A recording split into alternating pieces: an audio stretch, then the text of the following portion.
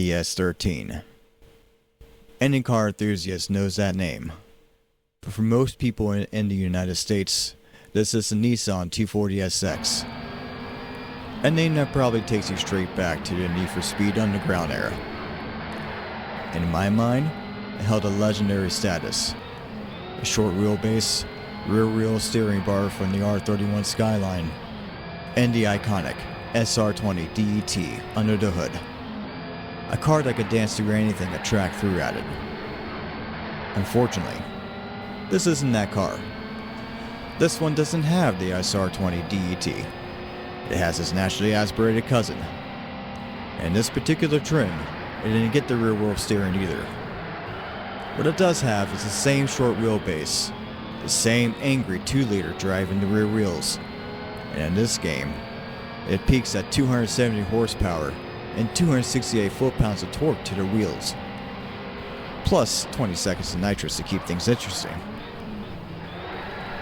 So the question is, how does this twitchy, lightweight chassis stack up against its older, supposedly more mature cousin, the S14?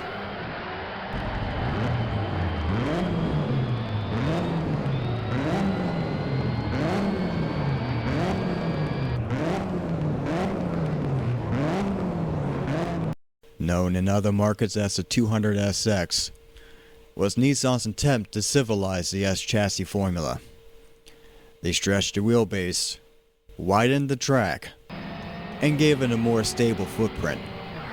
On paper, it should be more composed, a more predictable evolution of the S13.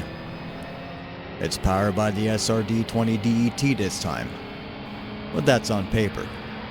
In practice, the S14's version feels different, heavier, slower to wake up, less eager to rotate.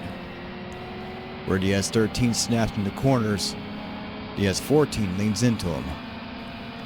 Where the S13 feels like a terrier tugging on the leash, the S14 feels like a dog that's already been on a walk and is now pacing itself.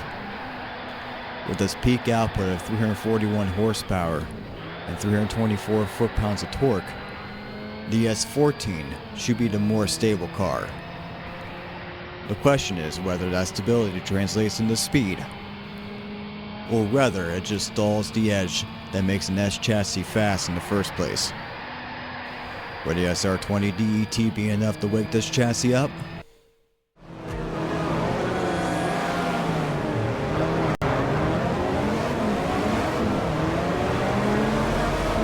And at long last, we get to the S15, the magnum opus of the S chassis.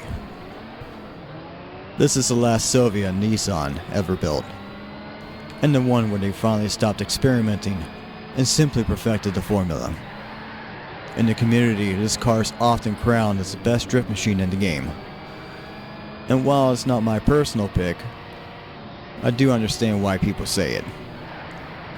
The balance, the rotation, the way the chassis talks to you, it's all here.